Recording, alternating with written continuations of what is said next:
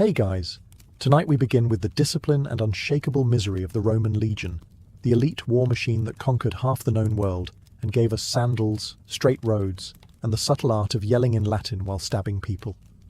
So before you get comfortable, take a moment to like the video and subscribe, but only if you genuinely enjoy what I do here. And let me know in the comments where you're tuning in from and what time it is for you. It's always fascinating to see who's joining us from around the world. Now, dim the lights, maybe turn on a fan for that soft background hum, and let's ease into tonight's journey together. So, you think you'd make it in the Roman legion? Adorable. Truly. Like a kitten trying to file taxes. Before you could even dream of being skewered in battle, you had to make it through recruitment. Rome's version of a talent show, except the only talent they cared about was, does this man look like he can carry a small mule uphill while bleeding? Step 1. Present yourself to the recruiter. Shirt off, chest out, dreams high. The recruiter, he's seen 1,000 chests and isn't impressed. He checks your teeth, not to compliment your smile, but to make sure you can bite through hard bread without dying. Flat feet? Rejected. Chicken arms? Rejected. Visible fear of violence? Cute. Also rejected. Height mattered. Stamina mattered. Having a face that didn't scream, "Please don't hit me." Big bonus. If you made it past inspection, you were now considered fit, which in Roman terms meant unlikely to immediately perish. And yes, you had to swear an oath. Not to Rome itself, but to your commanding officer, who probably hadn't smiled since the last crucifixion. This oath was taken very seriously. If you broke it, you weren't grounded. You were whipped, stabbed, or decimated, which sounds like a cool battle move, but actually means your own unit beats you to death for team morale. Still in? Good. Now sign your name, trade your youth for a tunic, and prepare for the next 25 years of back pain, trench digging, and being shouted at by men with aggressively oiled moustaches. They called this an honor. Roman citizens lined up for it. Some were even excited. Adventure, they said. Glory, they said. Most of them didn't make it past their second sandal blister. And don't think citizenship made it easier. In fact, it made it mandatory. If you were the wrong combination of poor and Roman, congratulations. The legion was your future, and your therapist. Of course, if you were not Roman, you could still join. They just called you an auxiliary, paid you less, and tossed you in the front line like a particularly nervous piece of meat. And that's just the application process. So you made it past recruitment. You're in. Hooray! Now the real fun begins. The systematic erasure of your identity. Forget your name. You're no longer Gaius or Titus or the guy with good abs. You are now simply Miles, Latin for soldier, or, more accurately, walking shovel with anxiety. Your new identity was wrapped in leather straps, brass plates, and the scent of whatever died in your boots last week. Your haircut? Standard issue bowl-shaped tragedy. Your clothes? One size fits none. Everyone dressed the same, marched the same, bled the same. You want to express yourself? Great. Try blinking in Morse code during inspection. The Legion didn't do fashion. It did uniformity. And your new best friends, 50 sweaty men in the same tunic, were just as miserable and interchangeable as you. Individuality was a threat. Uniqueness was suspicious. If you smiled too much, the centurion might assume you were plotting something. Or worse, enjoying yourself. You slept in a tent with 7 other soldiers, stacked together like overcooked lasagna noodles. If one snored, you all suffered. If one farted, you all reassessed your life choices. Oh, and about your gear, it wasn't optional. The gladius, short stabbing sword, scutum, giant shield, and pilum, throwing spear, weren't suggestions. You carried them everywhere, along with your cooking pot, pickaxe, spare sandals, and what remained of your enthusiasm. Your free time? You mean the 2 hours between digging a ditch and standing guard in the rain? Sure. Use it wisely. Maybe shine your armor, or cry quietly into your vinegar water. Discipline was not just enforced, it was practically a religion. If one man messed up, the whole unit was punished. This created what the Romans called cohesion, and what modern therapists call shared trauma. Want to speak your mind? That's adorable. Keep it to yourself unless you enjoy running laps in armor, while your centurion yells Latin insults about your mother. You weren't a man anymore. You were a cog in Rome's war machine, a machine that didn't tolerate rust, hesitation or flare, especially flare. By the time they were done shaping you, even your own mother wouldn't recognize you, though she'd probably still ask why your tunic smelled like feet. Ah yes, the centurion. Your commanding officer, life coach, disciplinary specialist, and part-time thundercloud. If you thought military life would be hard, just wait until you meet the man whose entire personality is made of gravel, scars, and yelling. The centurion wasn't just your superior, he was your spiritual crisis in human form. He'd typically be in his 30s or 40s, which in Roman years meant he was already halfway to sainthood, just for surviving this long. He bore the scars of every battle he ever screamed through and probably wore at least one ear as a necklace. His armor?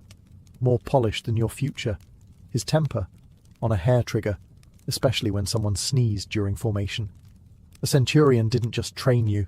He broke you down and rebuilt you into a slightly more obedient version of yourself. You'd hear his voice more than your own thoughts. His favorite pastime? Screaming your full name, followed by instructions you didn't want to follow, like dig faster, march harder, or stop dying. He carried a vine staff, known as the vitis, which sounds poetic until you realize it existed solely to beat people. And he used it with the enthusiasm of someone working through unresolved childhood issues. Question his orders.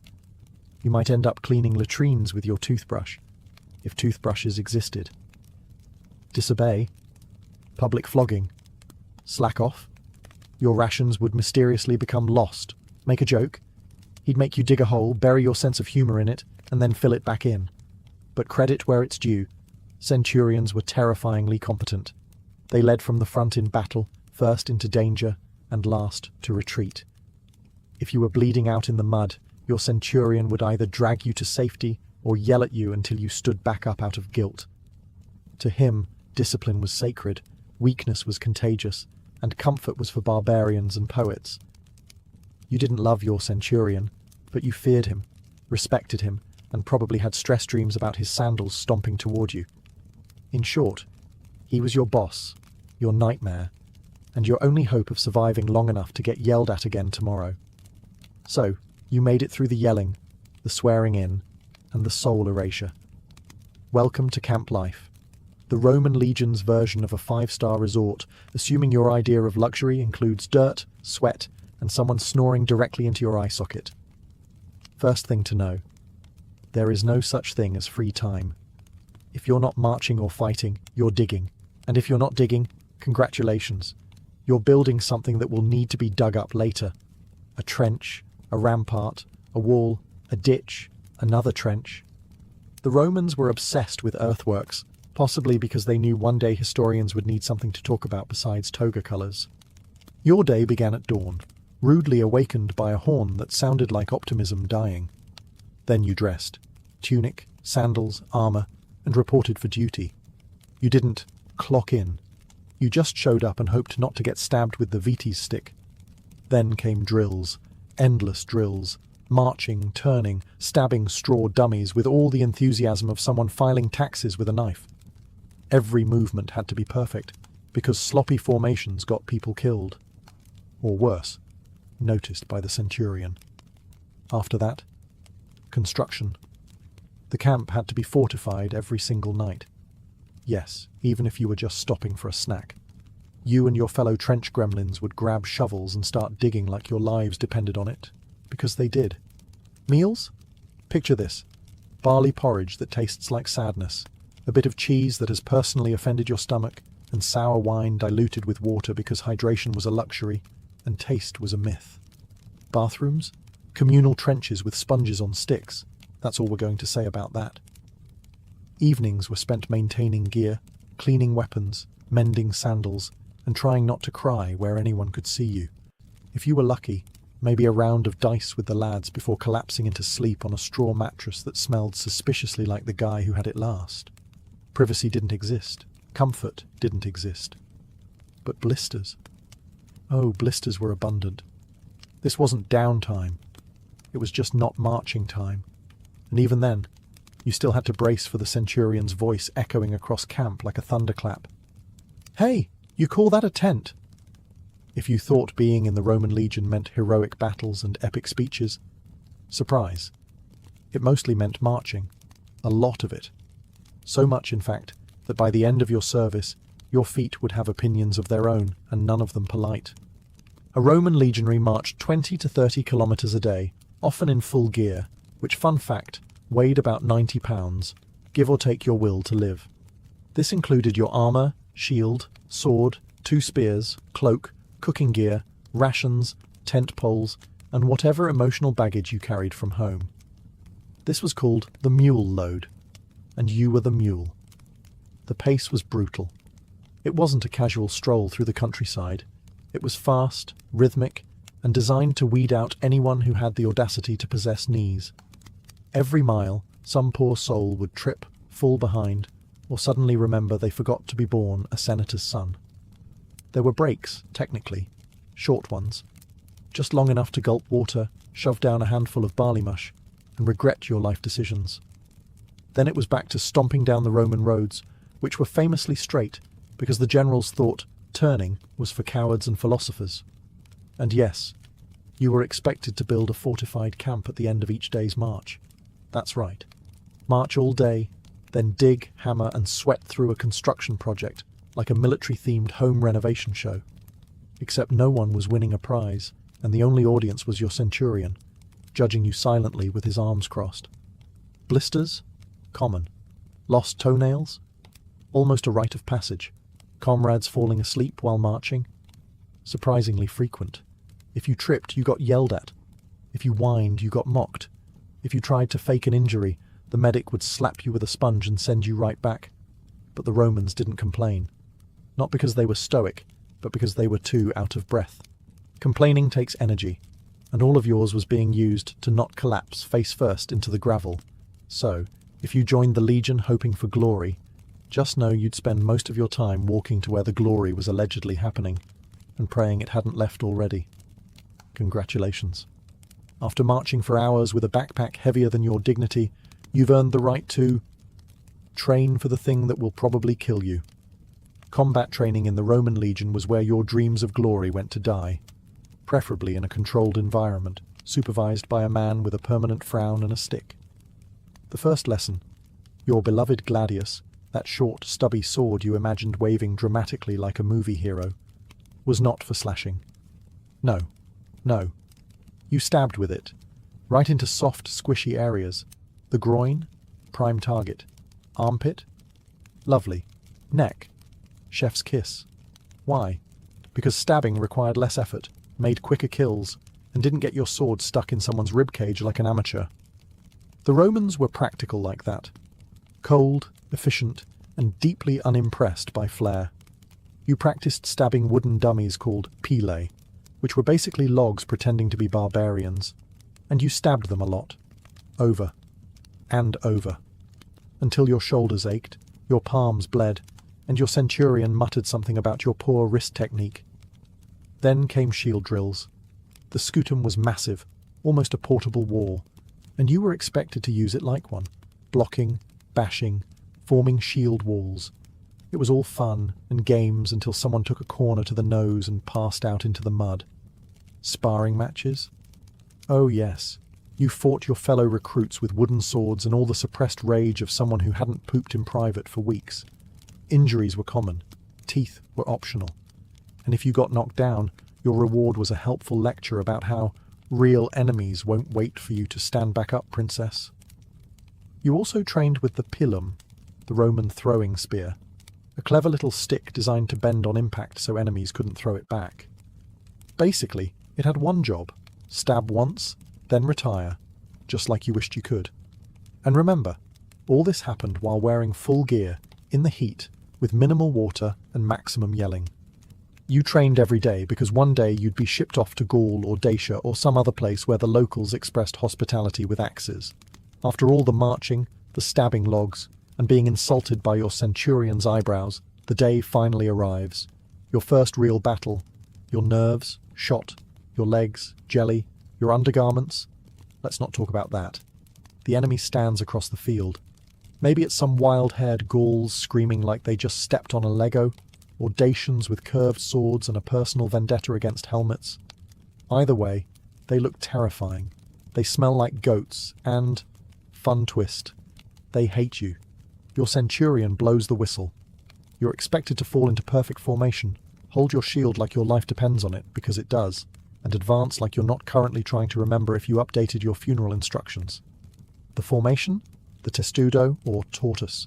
Shields on all sides, shields on top. It's meant to protect you from arrows. And it does. Mostly. It also turns you and your buddies into a giant, clanking metal sandwich. One that sweats. Arrows rain down. You hear thuds against shields, yells, and the occasional scream that says, "Oops, not quick enough." You're still advancing, one tight shuffle step at a time, praying to every god you can remember, including some you probably made up just now. Then, contact, screaming, clashing, chaos.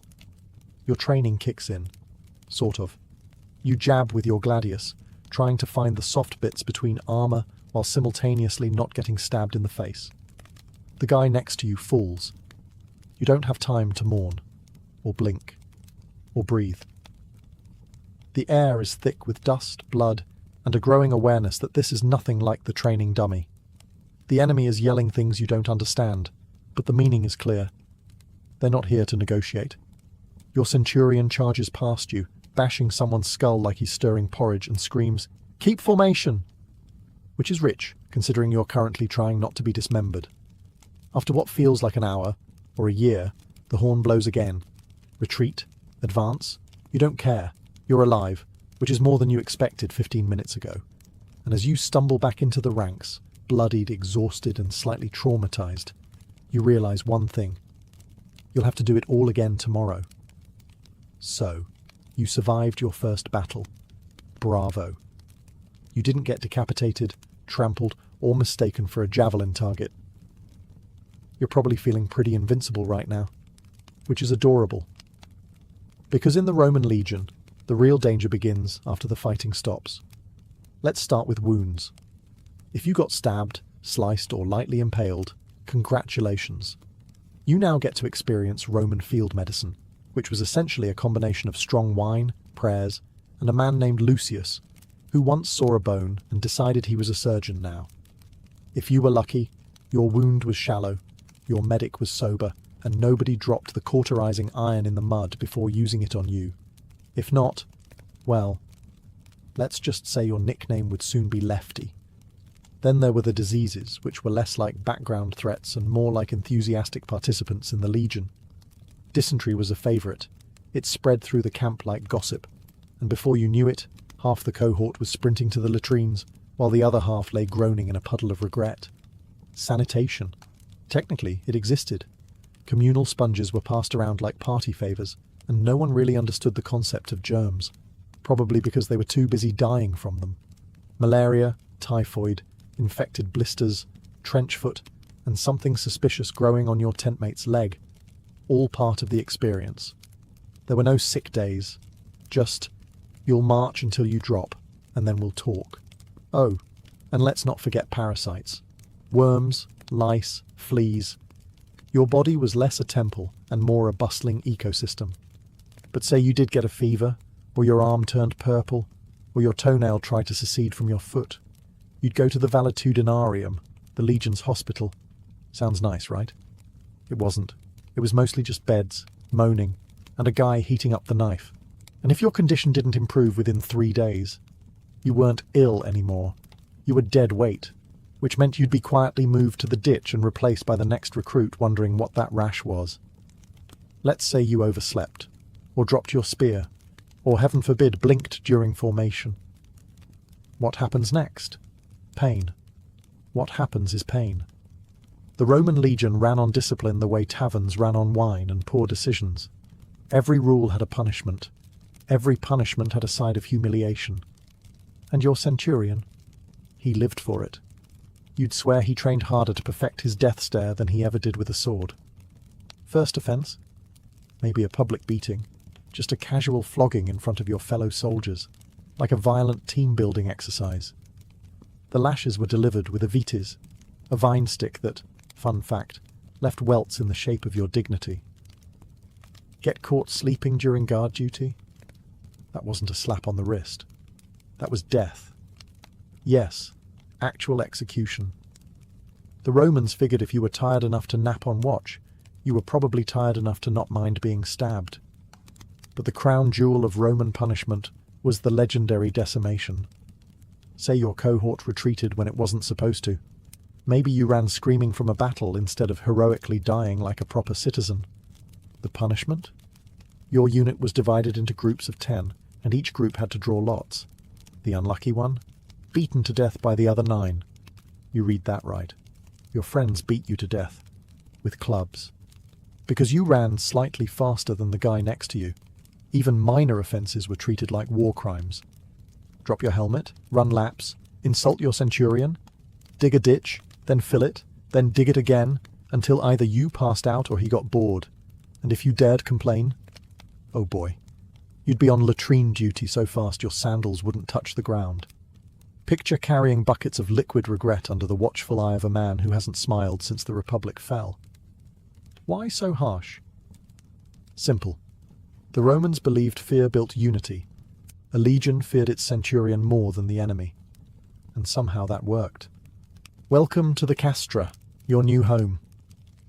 It's like summer camp, but instead of marshmallows and friendship bracelets, you get gruel, calluses, and an underlying sense of doom. Your tent, made of leather and optimism, houses 8 grown men with swords, blisters, and wildly incompatible sleep schedules. The smell alone is a tactical weapon. If you ever imagined Roman legionaries as gleaming statues of discipline, one night in this tent will fix that. The bed? There isn't one. You sleep on the ground, cuddling your shield like a sad Roman teddy bear. And if it rains?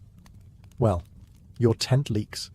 Because nothing says imperial glory like waking up soaked and spooning someone named Gaius. Then there's the food. The Roman diet in the field was a lovely cycle of barley porridge, hardtack, and more barley porridge, seasoned with whatever dirt, bugs, or shame blew in that day. Occasionally, if the gods were merciful or a chicken wandered into camp, you might get meat.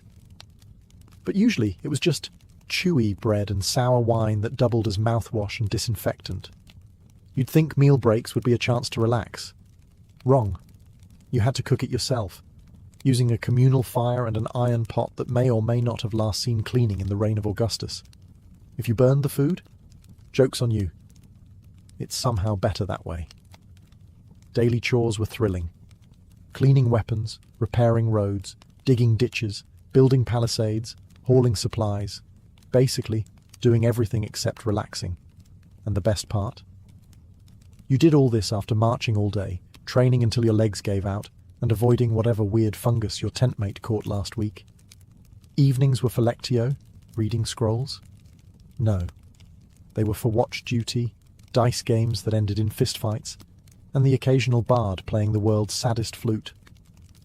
And don't forget the centurion's evening inspection, where he'd glare at your armour like it insulted his mother. Still, some grew fond of it. There was a rhythm to the misery, a camaraderie built from shared pain, mutual suffering, and laughing at the new guy who tried to bathe with cold vinegar. You've spent weeks believing you're the sword of civilization, the fist of order, the guy in sandals standing on the right side of history. Well, surprise. The enemy didn't get the memo. To them, you're not a hero. You're an invader, an armoured tax collector with a pointy stick. You show up uninvited, burn the fields, insult their gods, and demand tribute while claiming it's all for the greater good. Somehow, they're not thrilled. Let's take the Gauls, for instance. To the Romans, they were barbarians with questionable hygiene and excessive moustaches. But to the Gauls, you were that obnoxious empire that showed up every few decades to liberate them into slavery, or the Germanic tribes. They didn't have fancy roads or togas, but they did have axes and an unshakable belief that you needed to die. They saw your shiny armour and formation drills and responded with bear pelts, primal screaming, and the kind of close-range violence that made even seasoned veterans reconsider their life choices. And don't forget the Parthians, who fought on horseback, and specialized in shooting arrows while galloping away, a move that Romans considered both cowardly and unfair, mostly because it worked. The thing is, your enemies didn't just fight for survival, they fought for revenge. Their brothers, sons and livestock were taken last time you came through, and they've had years to sharpen both their weapons and their grudges. They didn't fight in neat lines or follow your battle etiquette. They hid in forests, ambushed supply wagons, and stabbed you in the back when you were just trying to pee behind a tree. There were no rules, just rage, mud, and a very personal desire to see you disemboweled. And if you were captured, best not to think about it. Let's just say the enemy wasn't flipping through the Geneva Convention. You might be paraded around as a trophy, forced to dig your own grave, or sacrificed to a god with far too many antlers.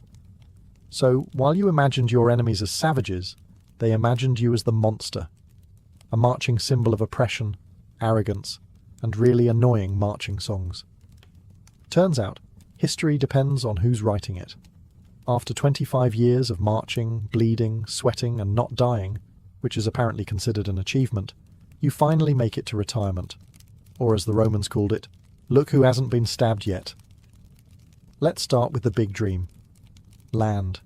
Rome promised veterans a nice little farm somewhere on the frontier.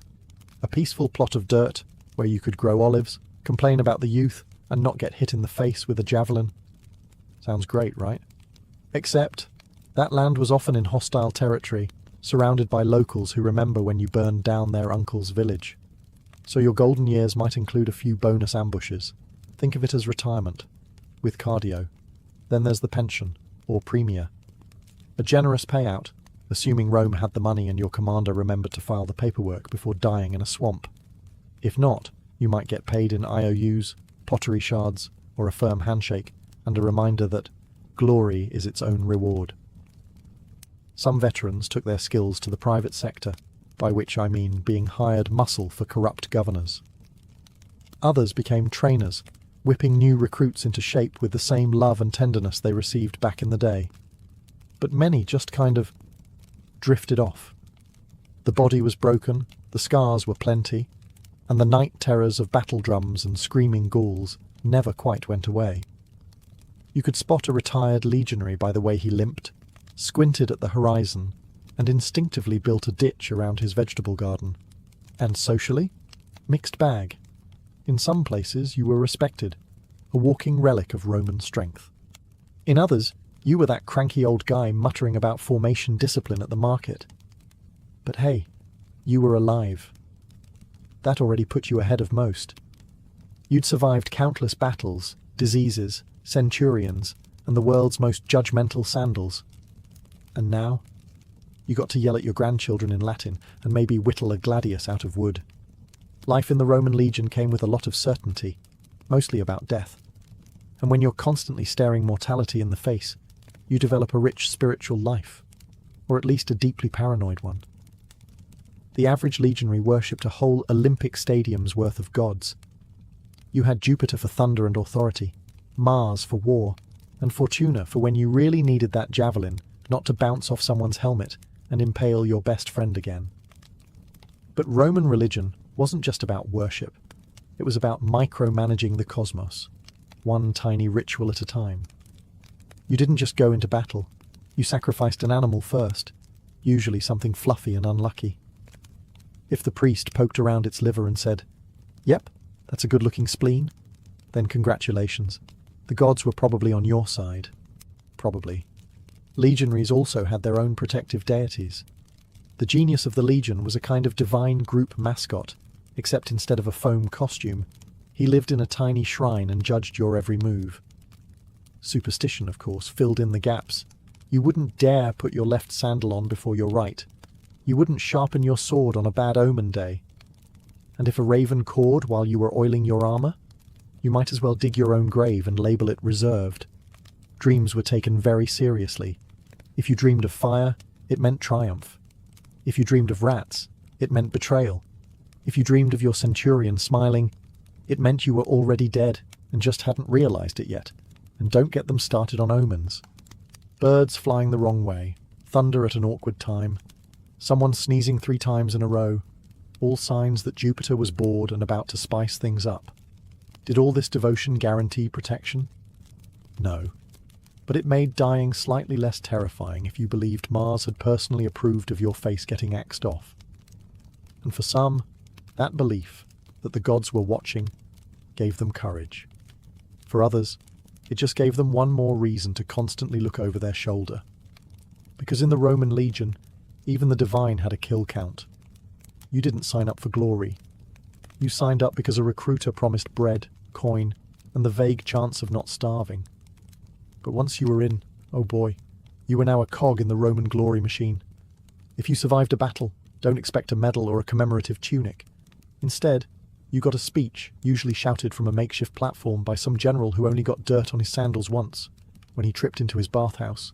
He'd bellow about valor and honor and the eternal greatness of Rome, while you tried not to vomit from blood loss or heat stroke.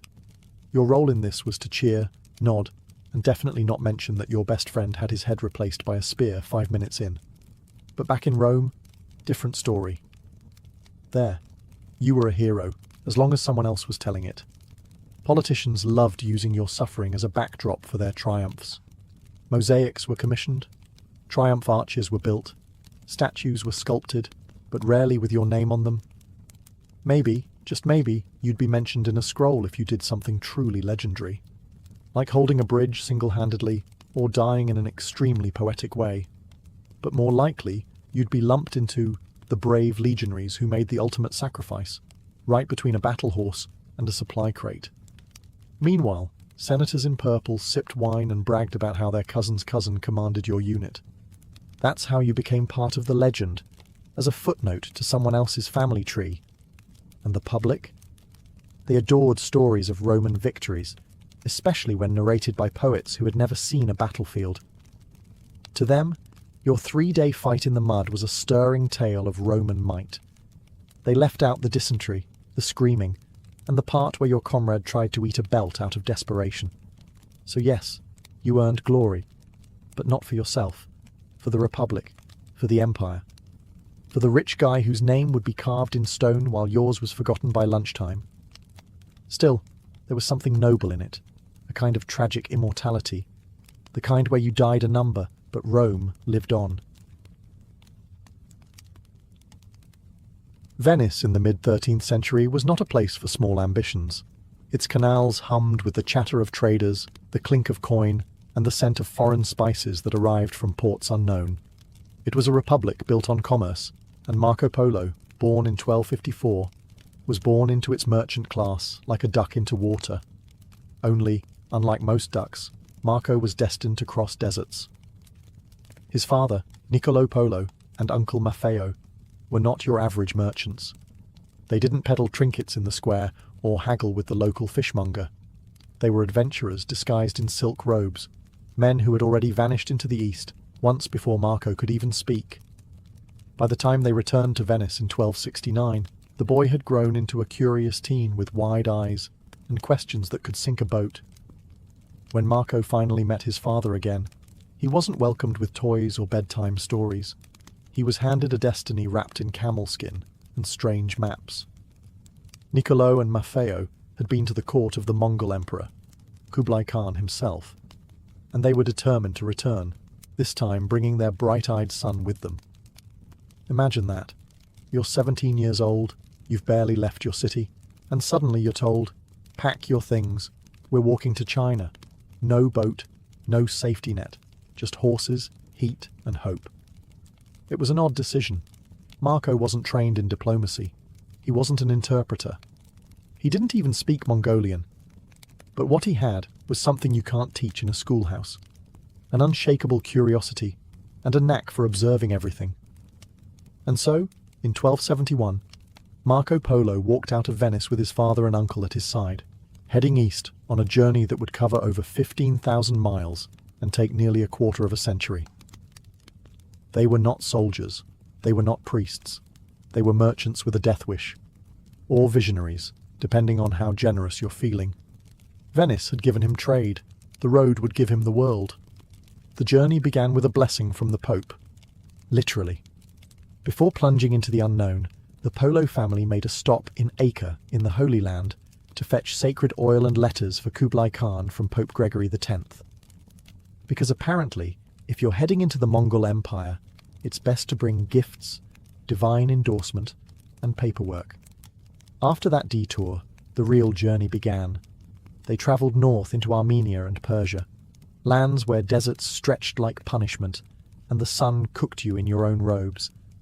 It wasn't just heat or sand they had to worry about. This was bandit country. If the terrain didn't break you, the humans would. Raiders roamed the mountains like wolves, eager to lighten your load, starting with your throat.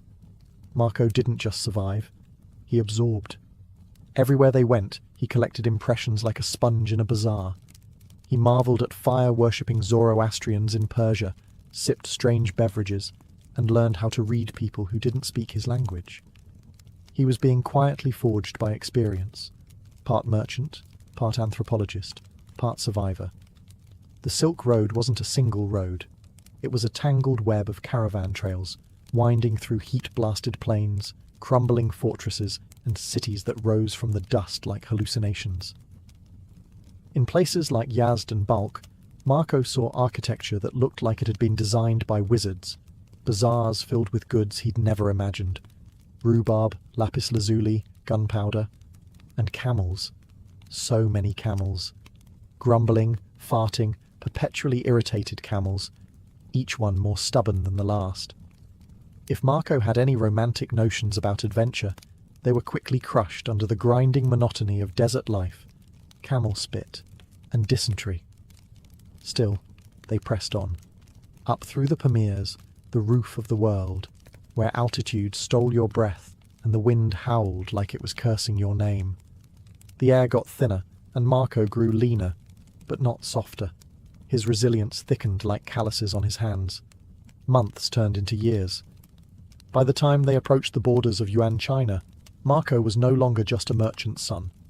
He was fluent in several languages, skilled in survival, and accustomed to the rhythms of a world that most Europeans didn't even believe existed. The boy from Venice was slowly becoming the man who would change how Europe saw the East.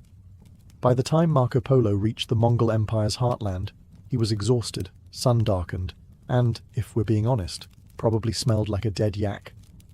But none of that mattered anymore, because ahead of him, in the grand city of Shangdu, lay the palace of Kublai Khan.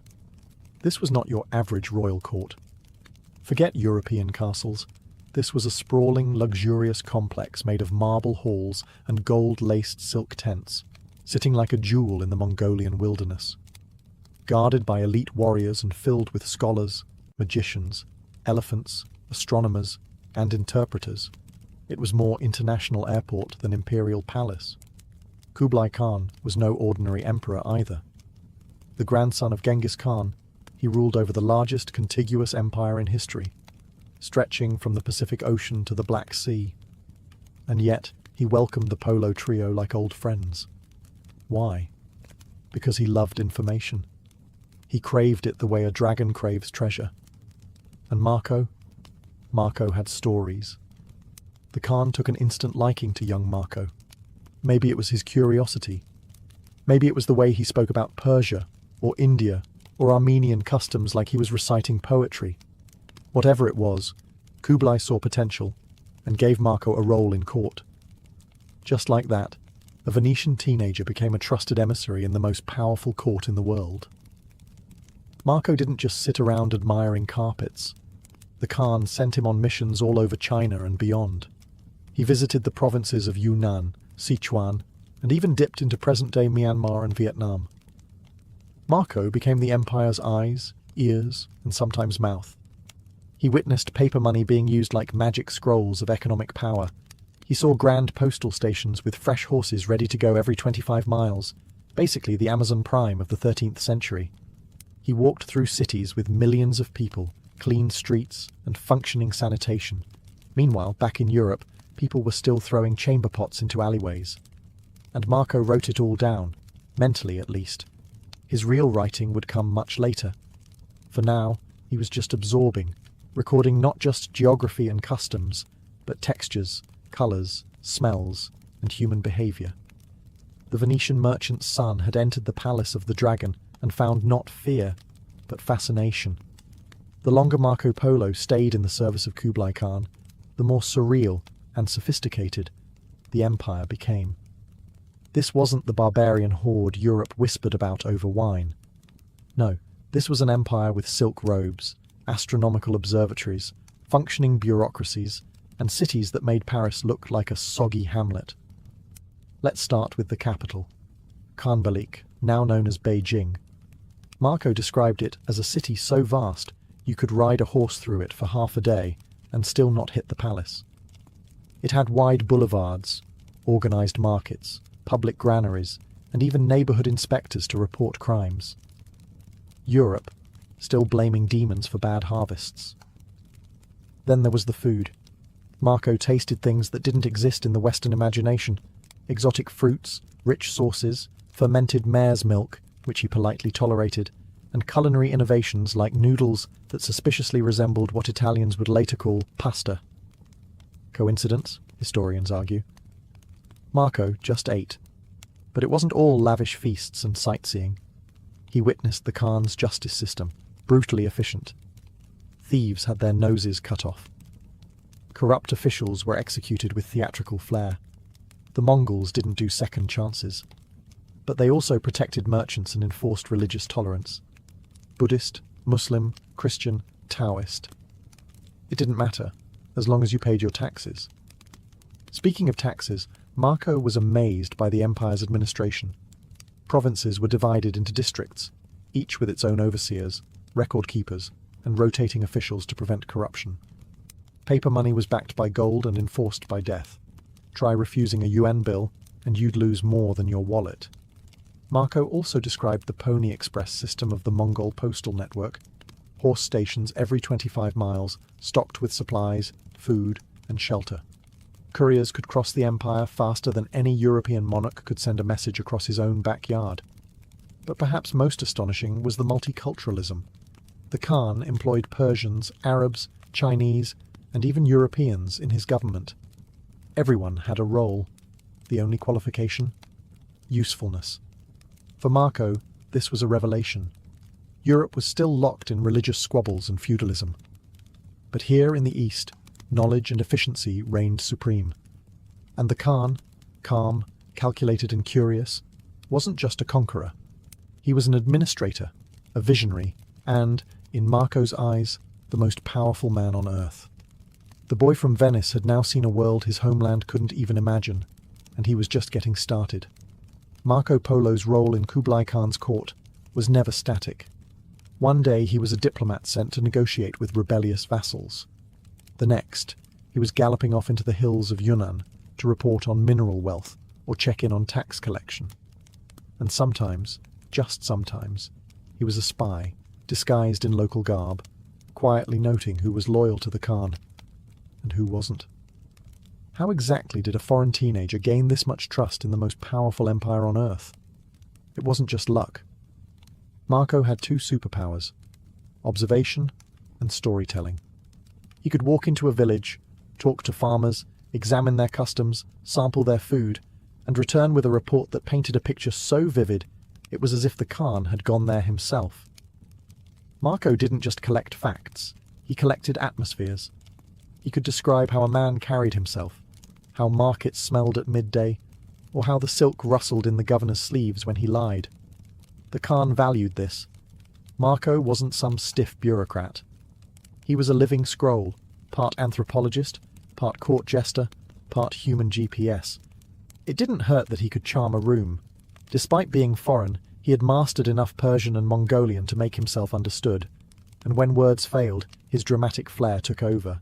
He could mimic accents, describe monsters with such drama you'd swear they were real, and recount legends that made even hardened warriors lean in closer. But his travels weren't without danger. On one mission to India, Marco nearly died of a fever. On another, his caravan was attacked by mountain tribes. He was stabbed once, though not fatally, and once imprisoned for 2 weeks in a miscommunication that ended with him being fed chicken heads and goat milk until someone recognized his Mongol badge of passage.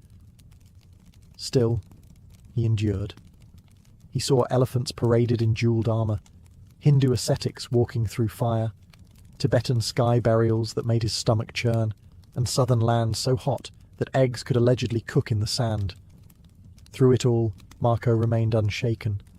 Every encounter, every brush with death, every marvel, he banked it all in his mind, like a scribe writing in invisible ink. He didn't know it yet, but these stories of paper money, funeral birds, mountain demons, and silk cities would one day rattle the foundations of European understanding. By the early 1290s, Marco Polo had spent nearly 2 decades in the service of the Great Khan. He had travelled across mountains, deserts, jungles, and oceans, survived fevers, political intrigues, and more than one arrow aimed a little too close to the chest. But Venice was beginning to call him home, like an echo he couldn't ignore. Only there was one problem. Kublai Khan didn't want to let him go. The Khan, now aging and increasingly paranoid, had grown attached to Marco and the Polo family. They weren't just useful. They were part of his inner circle, trusted in ways few others were. Letting them leave felt like giving up his favourite chess pieces before the final round. But fate intervened, as it tends to do. A Persian prince needed an escort. His bride-to-be, a Mongol princess named Kokachin, was to be delivered by sea from China to Persia. The land route was too dangerous, and the journey required people the Khan could trust not to get lost, die, or accidentally start a war en route. Naturally, he tapped the Polos. This wasn't just an awkward family vacation. It was a logistical nightmare. A fleet of 14 ships, over 600 passengers, diplomats, priests, warriors, cooks, and one terrified teenage princess with the weight of dynastic alliance on her shoulders. They set sail from Quanzhou in 1292, and what followed was a slow-motion disaster. Storms tore apart the fleet, pirates circled, disease struck hard, killing most of the crew and passengers. Of the original 600 travellers, only a couple dozen survived, including the Polos and the princess. When they finally limped into Hormuz nearly 2 years later, it was less of a diplomatic arrival and more of a haunted crawl. Still, mission accomplished. The princess was delivered. The prince was grateful. The Khan, back in China, would later die in 1294, never seeing his Venetian friend again. Now there was nothing stopping the Polos from going home. They didn't return in triumph. They returned in confusion. Venice was at war with Genoa. Nobody recognized them. Their clothes were foreign, their speech strange, their pockets full of gems sewn into hems. Locals whispered they were impostors or madmen. After 24 years of wonder, Marco Polo was finally home, and Europe had no idea what to do with him. You would think that after surviving deserts, Mongol politics, disease-ridden sea voyages, and enough palace drama to fill 10 lifetimes, Marco Polo would retire peacefully, sell some silk, and grow a nice Venetian beard. But no, he got himself thrown in jail. Shortly after his return, Venice went to war with its favourite enemy, Genoa. Marco, being a loyal Venetian citizen, joined the fight, because what better way to re-enter society than to immediately get caught in a naval battle? He was captured in 1298 and tossed into a Genoese prison, where fate finally handed him a quill, an audience, and a window to immortality. His cellmate was Rustichello de Pisa, a romance writer who'd spent his career penning chivalric tales about knights and dragons, basically the medieval version of a fantasy novelist. Marco started telling him about paper money, cities with 1 million people, flaming mountains, cannibals, and black stones that burned hotter than wood. Rustichello's jaw hit the floor. He pulled out ink and parchment. Say that again, slower. And so began the creation of Il Milione, the travels of Marco Polo. Marco dictated, Rustichello embellished. Together they spun a travelogue so bizarre, so breathtaking, that most Europeans couldn't tell if it was fact, fiction, or fever dream. Readers encountered wonders they'd never heard of. Paper currency, coal, porcelain, snow leopards, rhubarb as medicine, Buddhist temples, Siberian shamans, and palaces with walls made of gold. Marco described cities like Hangzhou and Kanbalik with such richness. It made European capitals look like hay piles with attitude, but the stories that stuck weren't always the true ones. He spoke of unicorns, likely rhinos, men with dog faces, probably misunderstood tribal tattoos, and giant birds that carried elephants into the sky. We'll chalk that up to poetic license. Was it all accurate? No. Was it all honest? Possibly. But it didn't matter. The book spread like wildfire, translated into multiple languages, copied by hand, and devoured by scholars, merchants, and dreamers across Europe. Most people in his time thought he was a liar or a lunatic, but one Genoese sailor, born decades later, would read his words, close the book, and mutter, "What if?" That sailor's name? Christopher Columbus. Marco Polo's jail cell bedtime stories had just changed the trajectory of the Western world. Marco Polo was a man ahead of his time. So far ahead, in fact, that most of his contemporaries thought he was full of it. Even after he returned to Venice, even after the travels of Marco Polo spread through Europe like wildfire, people struggled to believe him. He talked of cities bigger than any in Christendom, of stones that burned like fire, of black-skinned men and golden palaces, of people who bathed daily. That last one alone was enough to make medieval Europeans raise an eyebrow. Scholars debated whether he had actually travelled as far as he claimed. Some accused him of copying old Arab sources. Others insisted he'd never made it past Persia. After all, he rarely mentioned the Great Wall of China, and his descriptions of tea and chopsticks were suspiciously vague.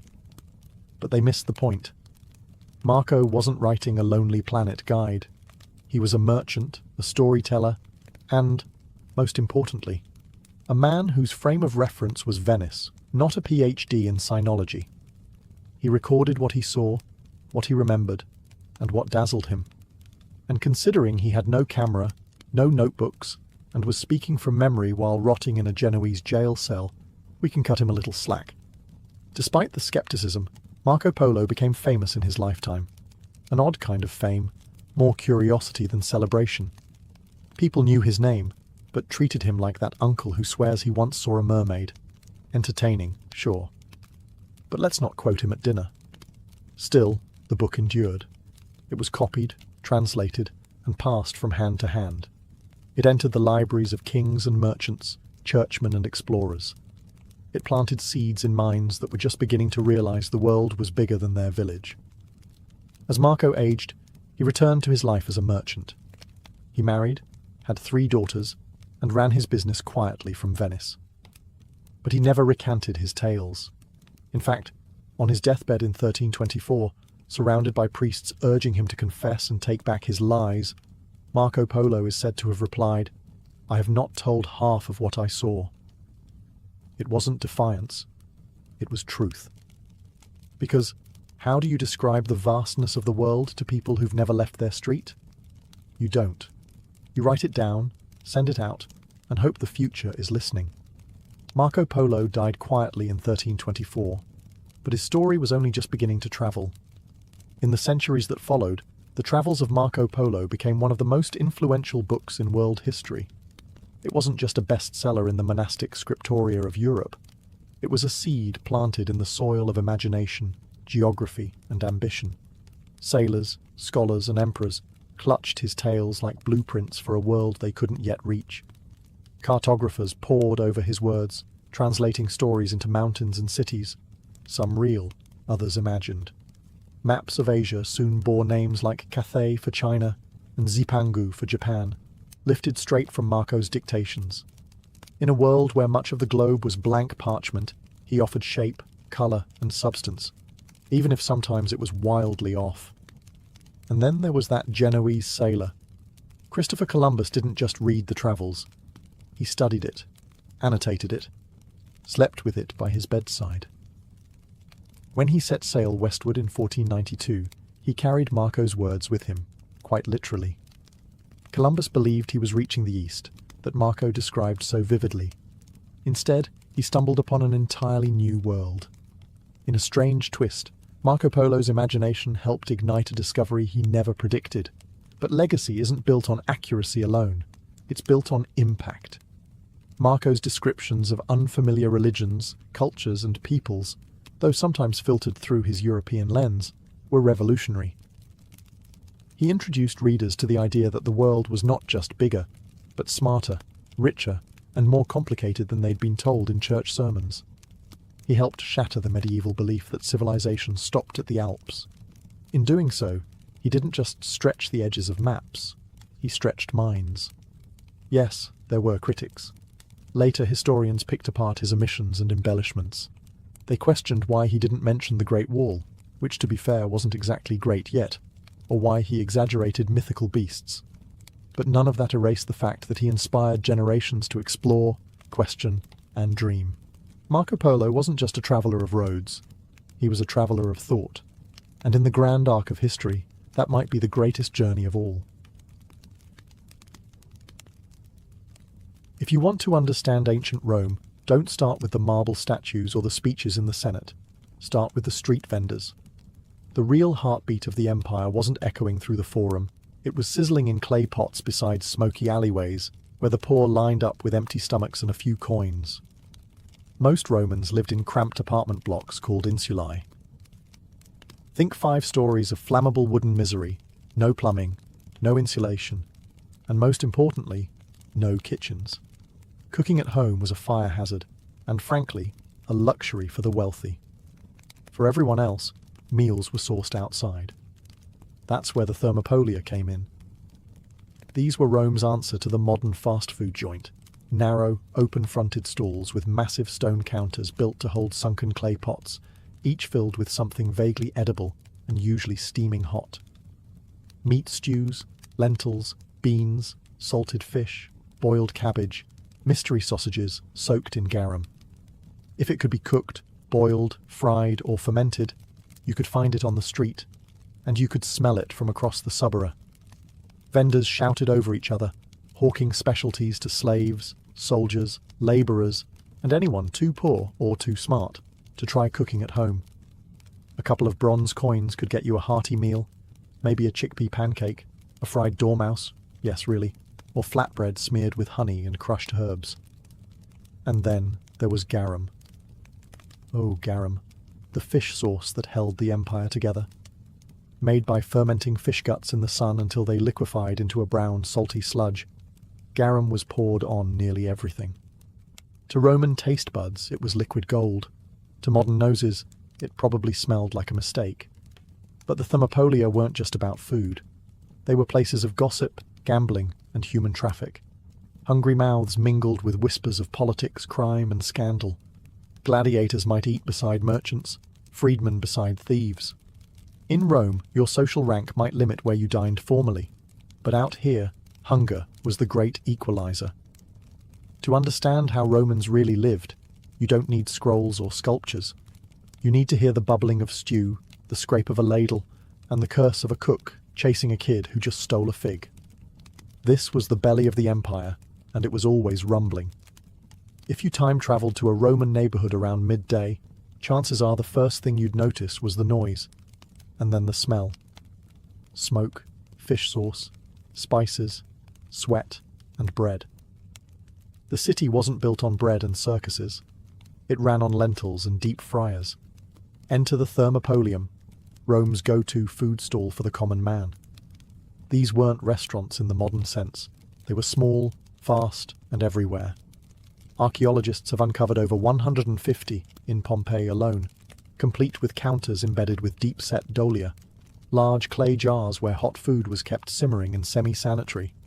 Most Thermopolia were built right into the street front of apartment blocks. You walked up, leaned against the counter, and pointed at something that looked less terrifying than the rest.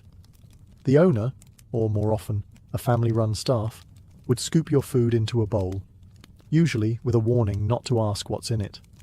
The menu? Utterly Roman. You could get pulse, a sort of grain porridge, dressed up with anything from honey to bits of leftover meat.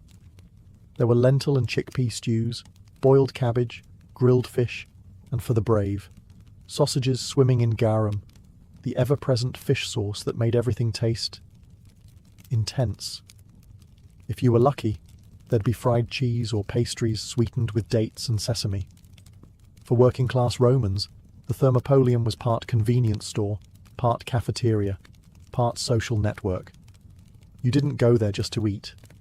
You went to hear the news, complain about taxes, argue about gladiator fights, and maybe bribe someone. Roman graffiti often mentions these places by name, praising the food or insulting the owners. One scribble from Pompeii reads, "I screwed the barmaid at the inn." So, Yelp reviews haven't changed much. And yes, there were drinks. Mulsum, a cheap mix of wine and honey, was common, along with watered-down vinegar called posca, popular with soldiers and masochists. The elite, of course, turned their noses up at all of this. They considered Thermopolia dirty, chaotic, and low class. But they also never had to fight over a piece of warm flatbread at midnight after a public festival. For the average Roman, these stalls were lifelines. Cheap, hot, fast. Rome's answer to McDonald's wasn't golden arches. It was a steaming pot of bean stew in a terracotta bowl. When you picture Roman cuisine, maybe you imagine reclining senators nibbling roasted peacock or slurping oysters from silver trays. That did happen, if you were rich, powerful, and constantly trying to outdo your neighbours. But if you were poor, which most Romans were, your diet looked very different. Less peacock, more porridge. A lot more porridge. The daily grind began with a grind, literally. Poor Romans ate pulse, a mushy barley or wheat porridge that was as flexible as it was flavourless. On lucky days it might be dressed up with olive oil, bits of garlic or chickpeas. On unlucky days it was just hot grain paste, the Roman equivalent of sad oatmeal. Street food was how the poor escaped the monotony. Chickpea pancakes, panis sicaris, were a hit, cheap, filling, and protein-packed. Flatbreads baked over coals were everywhere, usually sold plain or smeared with garum, that omnipresent fermented fish sauce. It was the ketchup of the Roman underclass, only fishier, saltier, and more divisive than pineapple on pizza. If you had a bit more coin, you might score some boiled vegetables, usually leeks, onions, or cabbage. Meat was rare and not always, let's say, fresh. The street stalls sold sausages, but no one asked what was in them. If you found a chunk of real beef or pork, congratulations. You were either lucky or in the process of being scammed. Fava beans were common. Lentils were everywhere. Fish, dried, smoked, or salted, was a frequent protein, but rarely the good kind. Think anchovies left out in the sun for a week. Still, to a Roman labourer sweating under the sun, a warm bowl of lentil stew and some flatbread was heaven. Sweets were a luxury, but they existed. Vendors sold date cakes, honey-drenched fritters, and mustasai. Cookies made with grape must and sesame. It wasn't much, but after a long shift hauling bricks or sweeping streets, it was enough to make a man believe in the gods. And drinks? Water was unreliable. Poor Romans usually drank watered-down wine or posca, a sour vinegar concoction that sounds like punishment, but was oddly refreshing in the summer heat. For the working poor, survival wasn't about decadence. It was about what could fill a stomach, cost less than a coin, and not kill you.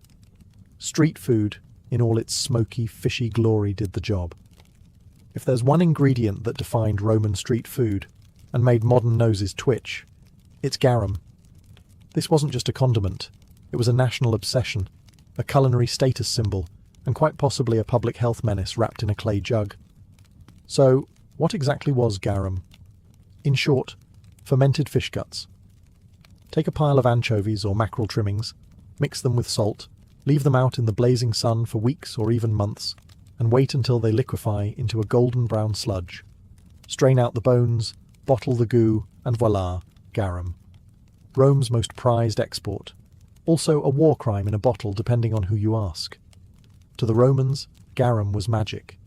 It added umami before that word even existed. It went on everything: porridge, stew, sausages, vegetables, even fruit.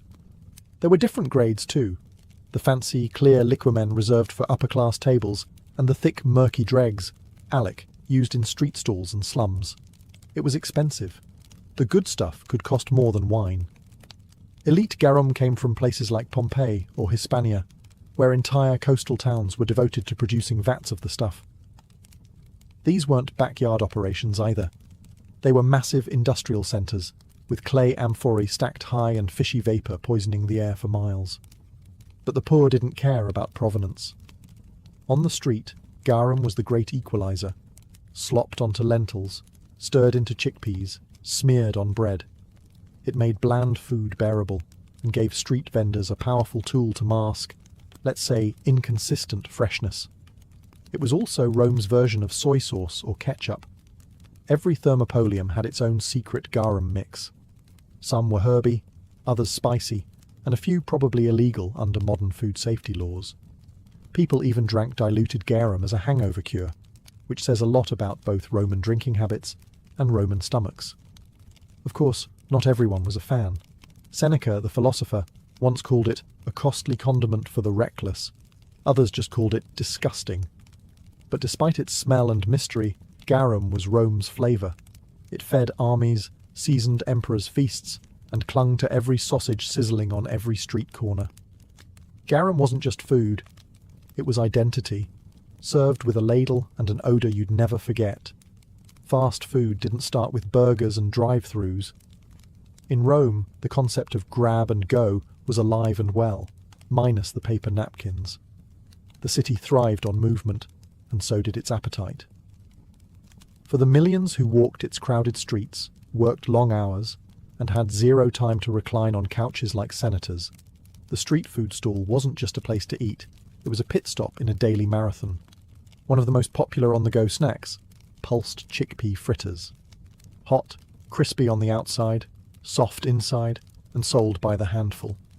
Cheap, protein-packed, and blessedly vegetarian. Not that anyone in the Subura was worrying about cholesterol. Flatbreads were everywhere. Sold by the slice or as whole discs, they could be eaten plain, rubbed with garlic, or smeared with olive paste or leftover stew. Some were flavoured with honey and herbs. Others were just carbs in their purest, most portable form, perfect for workers who needed calories, not conversation. Then there were stuffed pastries. Some were sweet, filled with dates, nuts, and honey. Others were savoury, packed with mashed lentils, boiled eggs, or even fish paste. Think of them as the Roman version of a hot pocket, only made with love and absolutely no food safety regulation. Cheese also made regular appearances. Vendors sold chunks of aged sheep cheese that were dry enough to survive the Roman sun.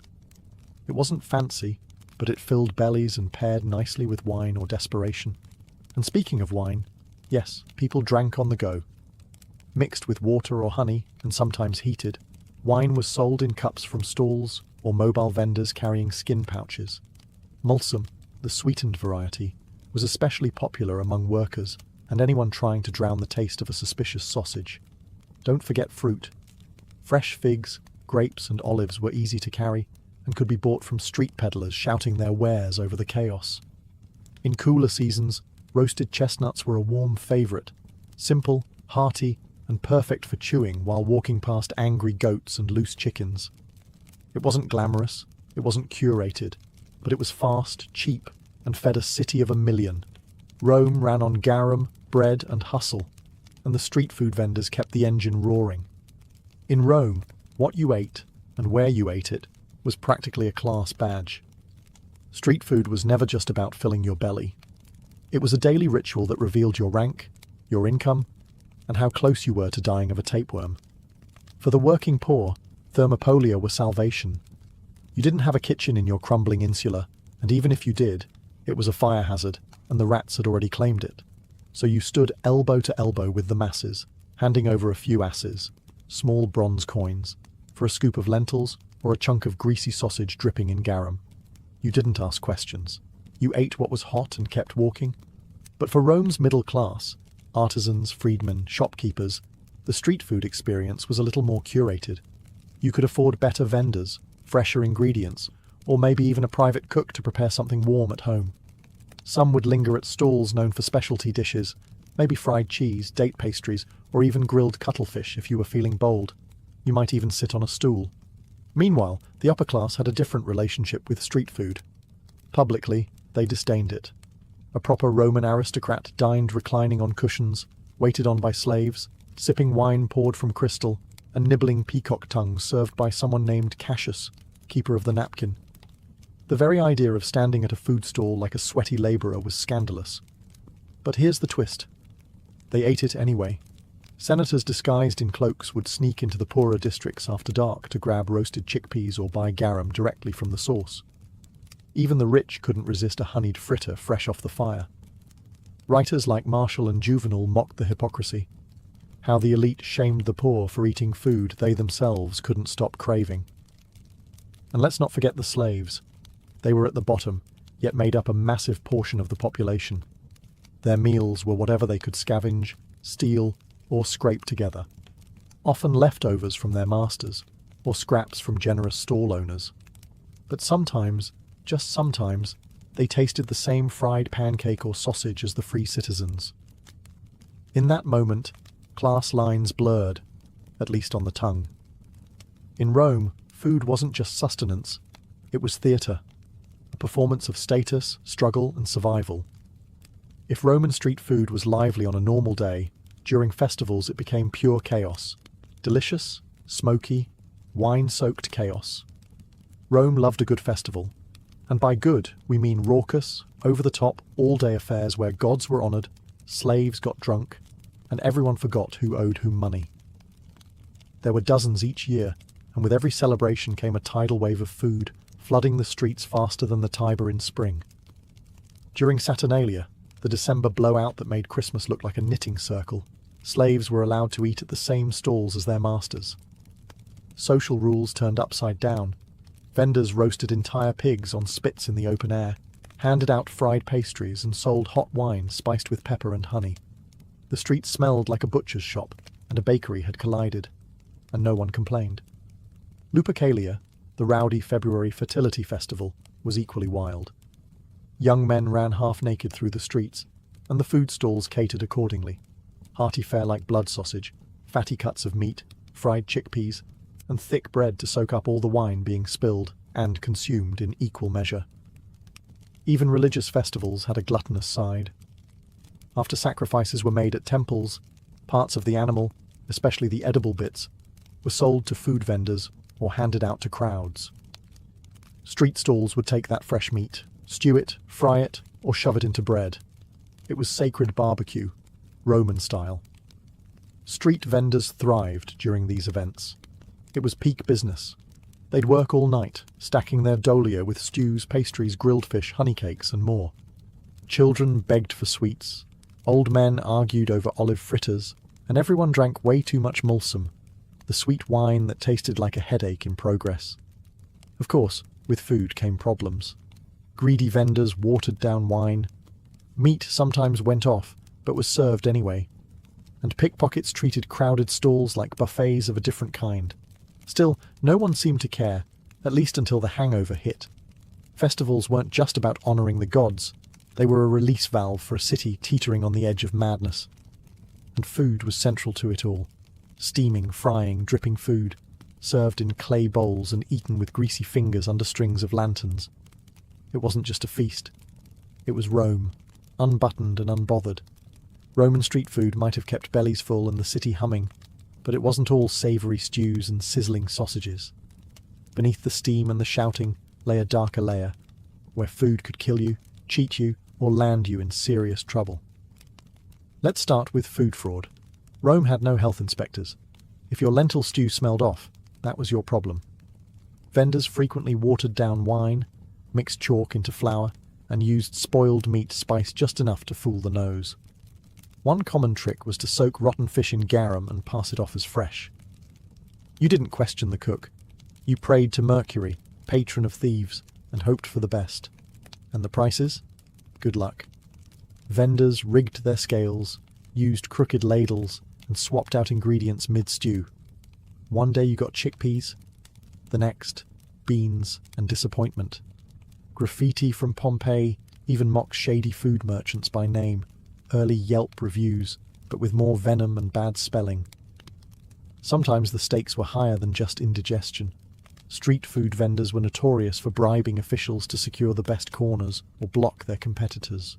Fights broke out over stall locations.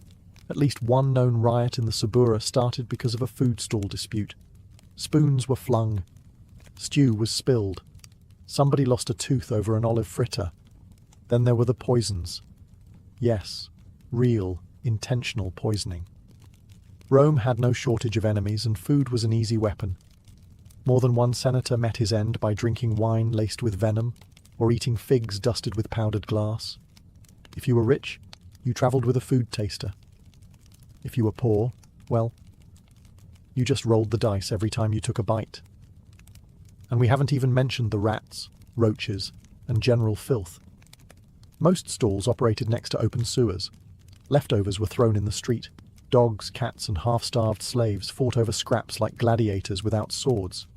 Hygiene wasn't just poor, it was a myth. If you didn't develop a strong gut by age 10, you didn't make it to 15. But still, Romans returned every day. The food might be risky, but it was also irresistible. Because in the end, what's a little stomach trouble compared to a hot meatball drenched in garum? You might think Roman street food vanished with the empire, swept away like so much ash and amphorae.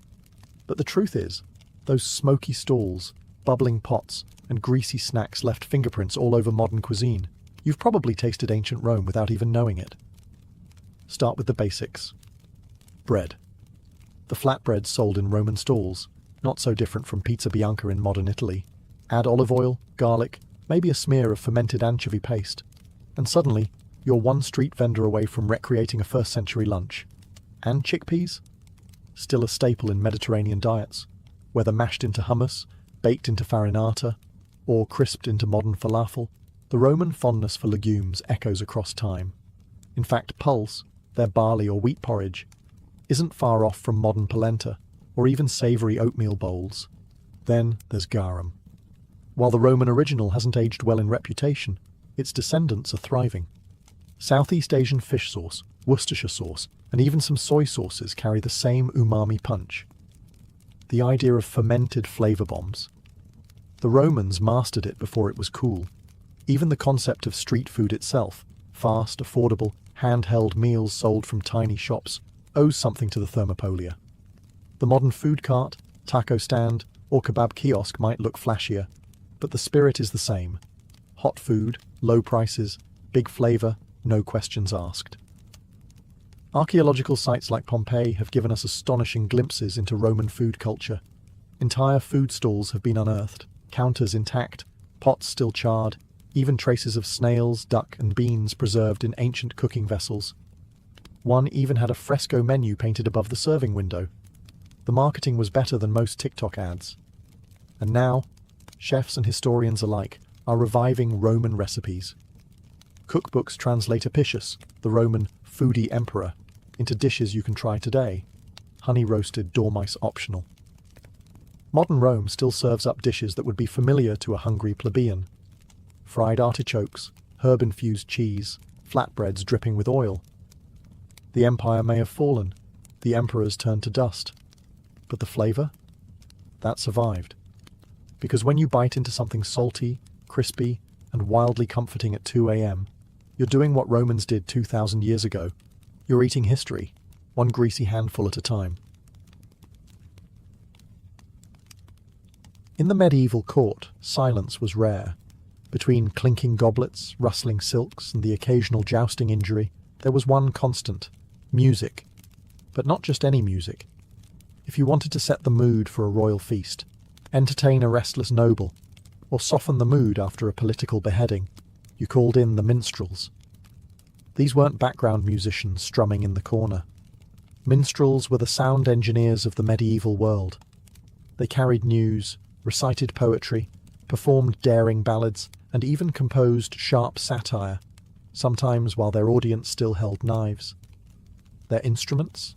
Lutes, harps, flutes, vielle fiddles, and the occasional bagpipe if you really wanted to wake the nobles up. A well-tuned minstrel could turn a boring court dinner into a lyrical battlefield.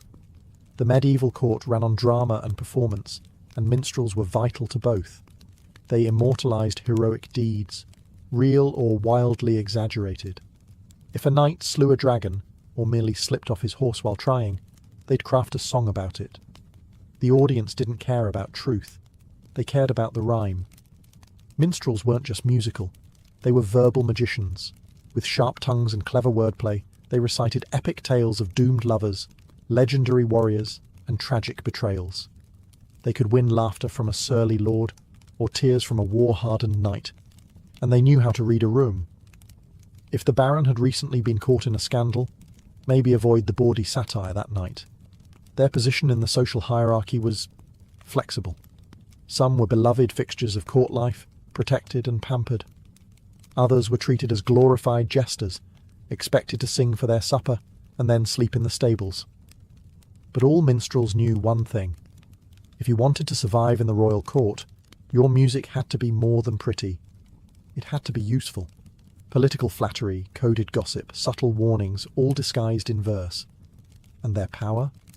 Immense. Because long before history was written down, it was sung. The noble deeds, the petty rivalries, the courtly romances, all passed from minstrel to minstrel like living folklore. If a noble wanted their legacy remembered, they didn't need a monument. They needed a song. In the end, minstrels didn't just play music. They played memory. When a minstrel walked into a medieval court, they weren't carrying sheet music and a Spotify playlist. They arrived with a portable arsenal of sound, each instrument carefully chosen to charm, mock, or mourn depending on the audience's mood and how drunk the nobles were. The lute reigned supreme. Its pear-shaped body and gentle twang made it perfect for ballads of tragic love and heroic deeds. If you were a knight hoping to impress a lady, or rewrite your battlefield clumsiness into a tale of valor, you wanted a lute player nearby. Then came the harp. Not the angelic, golden contraption from Renaissance paintings, but a more practical wooden frame strung with gut strings and tuned with the patience of a saint. The harp could be delicate or dramatic.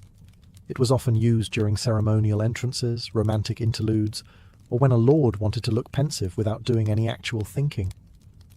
Drums and tambourines brought rhythm to the feast. They signaled excitement, battle preparations, or dance-worthy energy when everyone had had too much wine and dignity was already out the window. For something more exotic, there was the vielle, a proto-fiddle with a haunting nasal tone perfect for sorrowful laments or eerie tales. Nothing set the mood like a slow, mournful vielle solo as the fire crackled and someone hinted at court betrayal.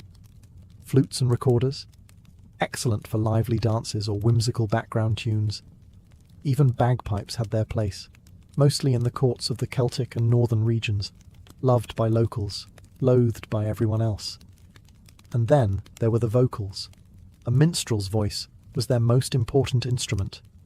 Trained not in conservatories, but in crowded markets and echoing halls, these voices had to cut through noise, wine-induced heckling, and the occasional thrown chicken bone.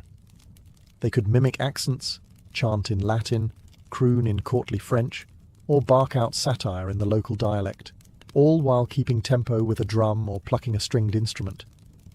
Each performance was a delicate dance between music and message. A wrong note could bore the audience. A wrong lyric could offend a noble. But when played right, the minstrel became the heartbeat of the evening. Instruments were more than wood and string. They were tools of persuasion, power, and survival. To the untrained eye, a medieval minstrel might have looked like courtly background noise, a tuneful distraction while nobles drank themselves into forgetfulness. But their true role? Much deeper. Minstrels were the medieval court's emotional regulators, public relations officers, political commentators, and memory keepers, all under the guise of a song. Minstrels didn't just play music, they shaped moods. A tense court gathering could be softened by a well-placed ballad. A queen's boredom could be lifted with a romantic chanson. And when a knight returned from a campaign, the minstrel was already composing verses before the mud was even dry on his boots. They were also historians, of a sort. In a world with limited literacy and fewer books than battle scars, minstrels were the living archives. Their songs preserved family lineages, battles won, scandals hushed, and marriages brokered. If your name made it into a minstrel's song, you were halfway to medieval immortality. But it wasn't all flattery and flowers. Minstrels could bite. Court satire was a subtle art, roasting lords in rhyme, veiling insults in clever metaphors. A good minstrel knew exactly how far to push before a noble's chuckle turned into a glare. Some minstrels, particularly those who travelled court to court, became famous for their sharp wit and scandalous verse.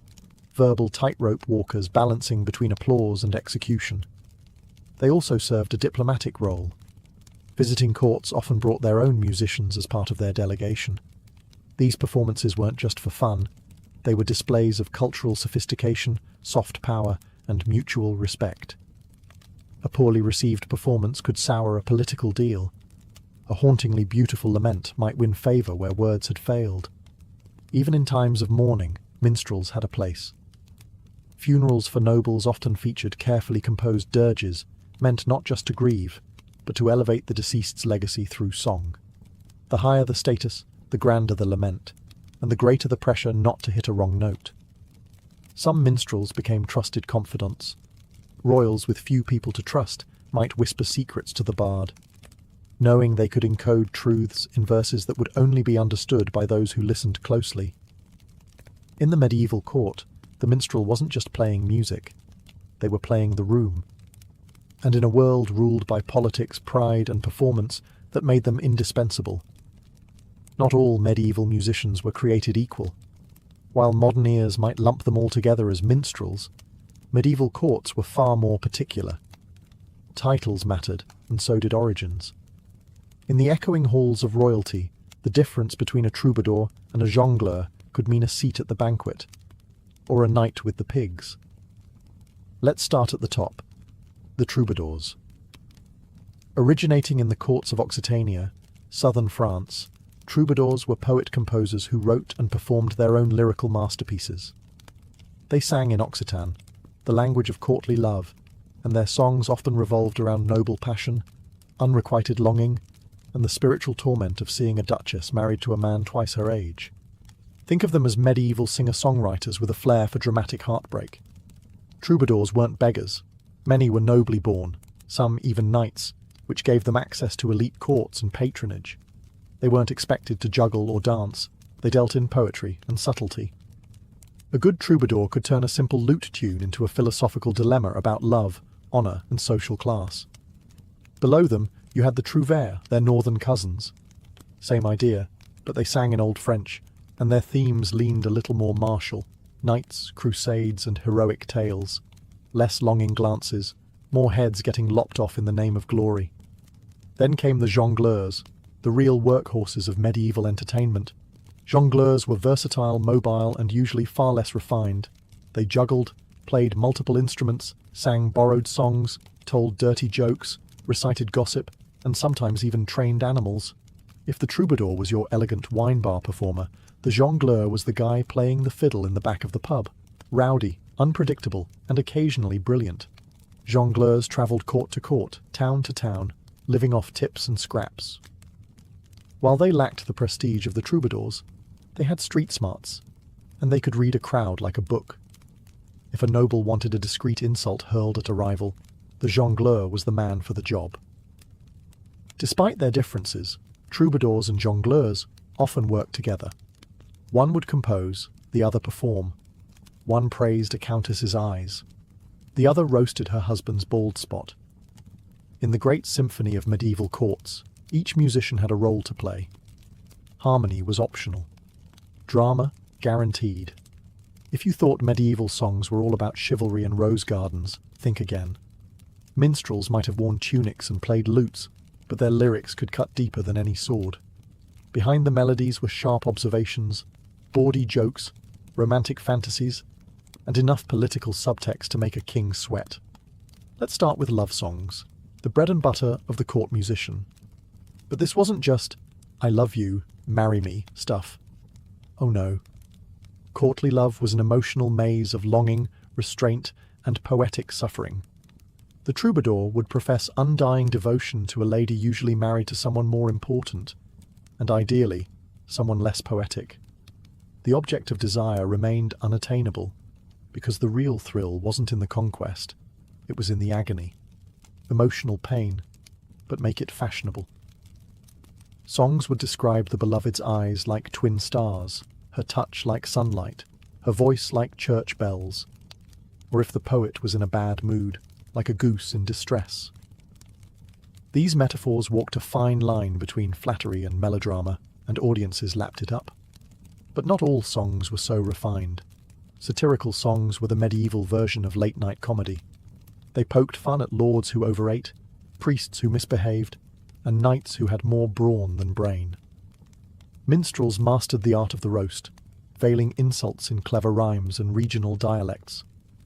Everyone laughed, unless they were the target. In that case, a sharp exit was advised. Then there were the scandal songs, whispered from court to court like lyrical wildfire. These were the TMZ reports of the Middle Ages, melodies that hinted at affairs, betrayals, and quiet disappearances. A well-timed verse could suggest that Lady Eleanor was spending too much time with her squire, without ever saying it outright. The beauty of it? Plausible deniability. If the offended noble objected, the minstrel would simply bow and say, "Your Grace, it's only a song." These songs weren't written down often. They lived orally, passed from one performer to the next, morphing with every retelling.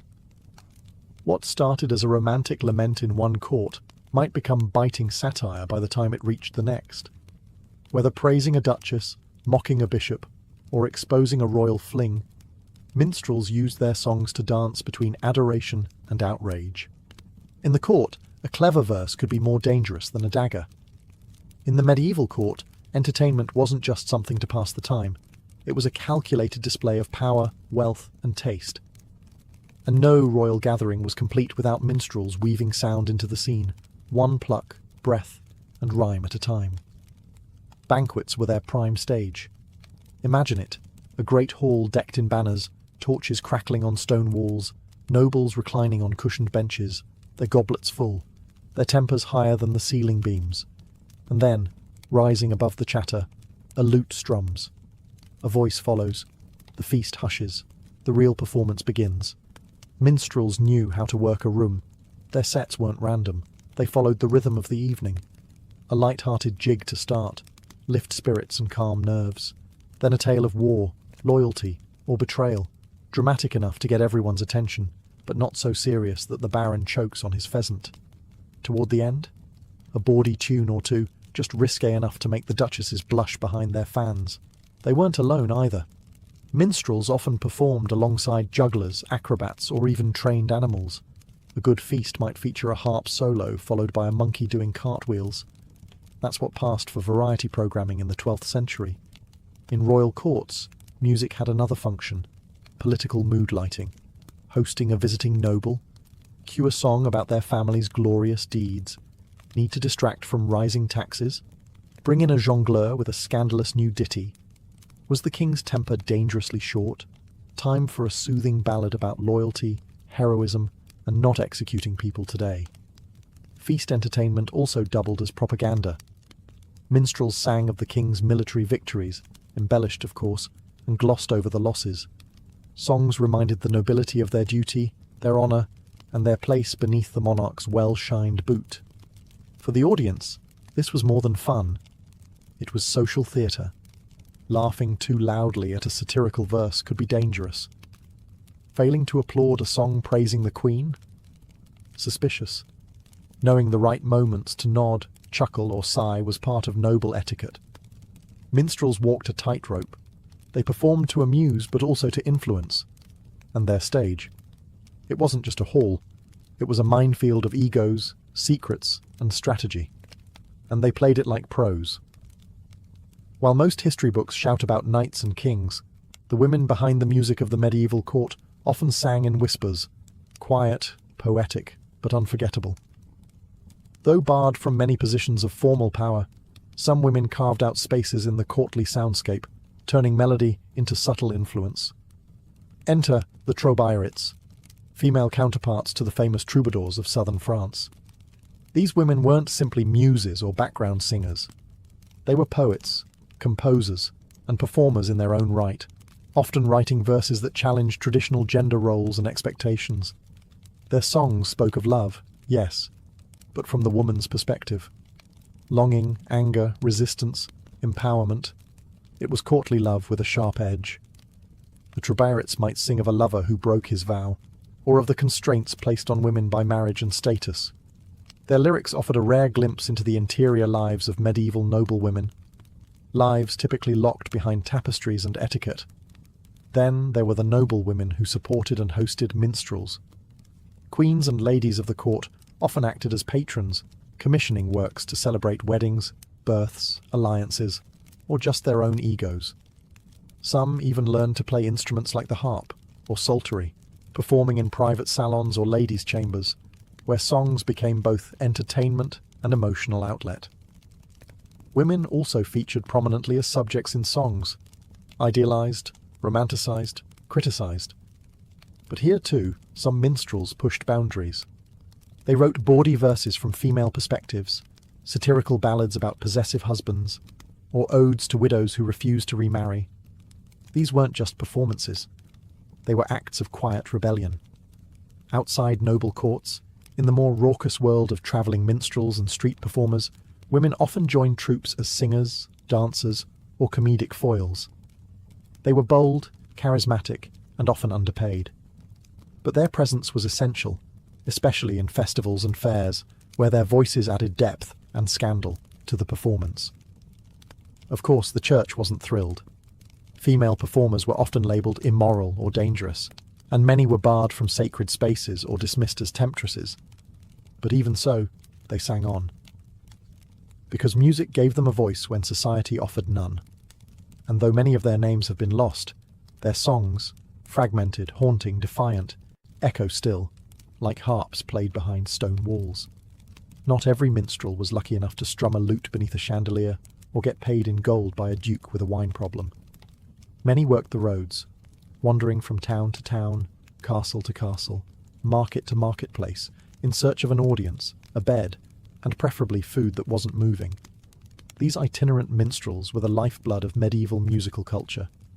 Unlike their court-attached counterparts, they had no steady patron, no fancy banquet schedule, and no guarantees. They survived on skill, wit, and a keen understanding of crowd psychology. If a village liked tragic ballads, you sang sorrow. If they preferred jokes about flatulent monks, you held your nose and gave the people what they wanted. Their tools were portable, small harps, fiddles, tambourines, hand flutes. Some travelled with animals, dancing bears, dogs in hats, monkeys trained to steal purses. A few doubled as healers, conmen, or message bearers. Many slept in barns, inns, or under the stars, protected only by the popularity of their most recent song. These minstrels weren't just performers. They were the internet of their day. They carried news from distant lands, stories of war, songs from other courts, and gossip that could unseat a baron. A clever wandering bard could turn heads with a fresh tune, and cause serious discomfort in castle halls if the lyrics hinted at secrets too close to home. Despite their humble image, many of these performers were incredibly skilled.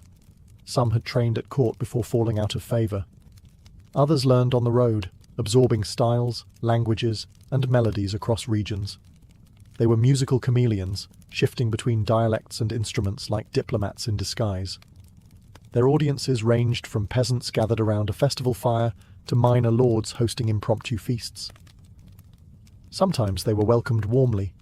Other times, especially if they sang something too spicy, they were run out of town with more bruises than coins. But still, they travelled. Because for many minstrels, the road was more than a necessity. It was freedom. No fixed allegiance, no lords to flatter or betray. Just music, movement, and the endless hope that the next town might bring a better stage, a fuller purse, or at the very least, a bed that didn't bite. They weren't just performers. They were messengers, memory keepers, and map makers of the human heart. As the medieval era gave way to the Renaissance, the minstrel's world began to fade, but it never disappeared. The courts grew more refined. Composers wrote sheet music instead of singing tales from memory. Professional musicians replaced wandering bards. But the legacy of the minstrels? It stuck like a melody you can't forget. In many ways, the minstrels laid the groundwork for the modern artist. They understood rhythm, audience, and storytelling. They turned gossip into verse, heartbreak into harmony, and politics into poetic jabs. Their craft was a living thing, part song, part social commentary, part survival instinct.